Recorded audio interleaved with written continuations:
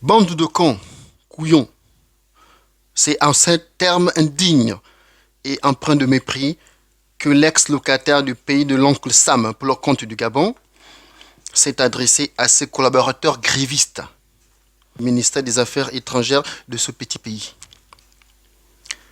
qui, au passage, ne s'est pas gêné de déchirer les banderoles en donnant de grands coups de pied au matériel de sonorisation.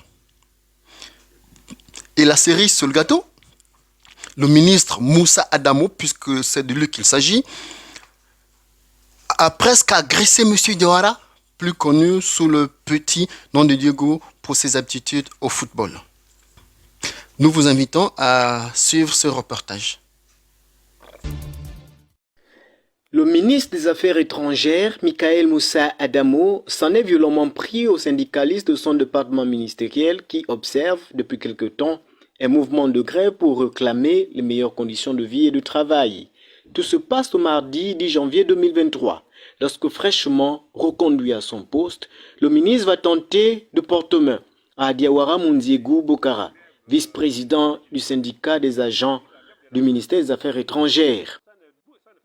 Aujourd'hui, notre Assemblée générale a eu pour point d'orgue les événements qui sont produits ce matin.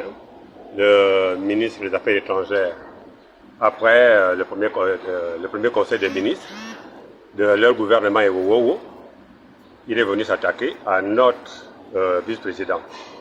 Il a arraché toutes les banderoles, il a shooté notre appareil de musique et il a proféré des injures telles bande de cons et couillons, des choses qu'on ne pouvait pas entendre de la bouche des ministres des Affaires étrangères. Imperturbable dans son bureau feutré, Michael Moussa Adamo rejette tout dialogue avec les partenaires sociaux, alors que cela fait plusieurs mois que ces agents n'ont plus reçu leur prime de servitude diplomatique et plusieurs autres avantages qui ne leur sont plus reversés.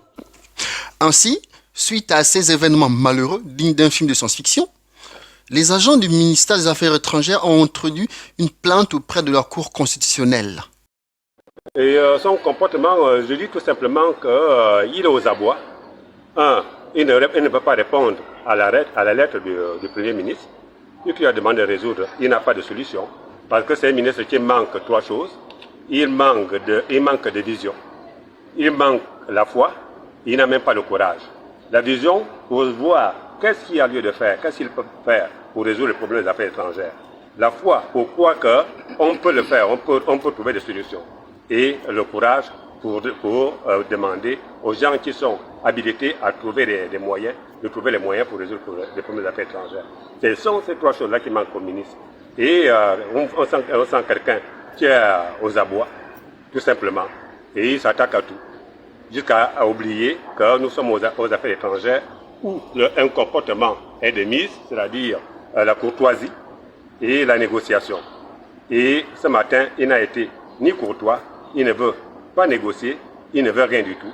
Et c'est l'arrogance, peut-être parce qu'il croit que les premiers ministres sont faits du haut et du bas, qu'il peut faire tout ce qu'il veut, et il n'arrivera là, puisqu'on a demandé de porter plainte et d'aller à la Cour constitutionnelle, là où on veut. Et nous nous demandons si la Cour constitutionnelle est la juridiction compétente pour pareille situation. La Constitution du Gabon du 26 mars 1991, dans son titre 5 des pouvoirs judiciaires, et au point 3, nous avons de la Haute Cour de justice et des autres juridictions d'exception. La Haute Cour de article 78, la Haute Cour de justice est une juridiction d'exception non permanente. Elle juge le président de la République en cas de violation du serment ou de haute trahison. Le président de la République est mis en accusation par le Parlement statuant à la majorité des 2/3 de ses membres au scrutin public. Pendant l'intercession, le décret de convocation du Parlement sera exceptionnellement pris par le Premier ministre. Maintenant, les présidents et vice-présidents des corps constitués et les membres du gouvernement sont pénalement responsables devant la Haute Cour de justice des actes accomplis dans l'exercice de leurs fonctions et qualifiés de crimes ou de délits au moment où ils ont été commis, ainsi que leur complicité ou co-auteur en cas d'atteinte à la sûreté de l'État. Dans ce cas, la Haute Cour de justice est saisie soit par le président de la République, soit par le président de l'Assemblée nationale, soit par le procureur général auprès de la Cour suprême agissant d'office ou sur saisine de toute personne intéressée. Nous avons retenu le qualificatif de délit. Qu'est-ce qu'un délit? Ici, le délit est une infraction de gravité moyenne entre la contravention et le crime. Exemple de délit, le vol, abus de biens sociaux, discrimination, harcèlement moral, attouchement sexuel, homicide involontaire. Ici, nous retiendrons l'harcèlement moral. Et dans cette optique d'harcèlement moral, nous avons le trafic d'influence. C'est quoi le trafic d'influence? Le trafic d'influence, quant à lui, est un délit passible de sanctions pénales lorsqu'il est commis par des personnes exerçant une fonction publique dans le but d'obtenir un avantage illicite. La requête introduite par les agents du ministère des Affaires étrangères auprès de la Cour constitutionnelle est-elle recevable?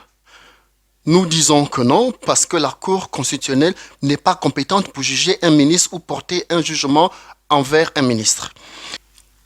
Ainsi, nous demandons aux agents des affaires étrangères qui ont introduit la requête auprès de la Cour constitutionnelle, s'ils ne peuvent pas la retirer, qu'ils refont une autre requête, mais qu'ils adressent cette fois-ci au procureur général près de la Cour suprême. C'est lui qui peut agir auprès du président de la République pour que la Haute Cour de justice soit mise en place. Et comme nous savons, la Haute Cour de justice, elle compte 13 membres. 7 sont nommés par le président de la République, 3 sont nommés par le Sénat et 3 autres sont nommés par l'Assemblée nationale. L'Assemblée générale, on a été obligé de dire que je crois qu'il le fait parce qu'on a un service minimum et c'est ce service minimum qui lui donne le courage de faire ce qu'il est en train de faire.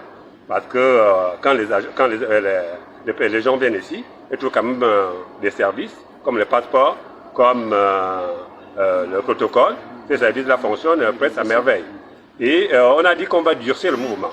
Et je crois qu'il y aura plus de services minimum à partir de demain. Nous vous remercions pour votre attention et nous espérons vous avoir été utile. Bonsoir.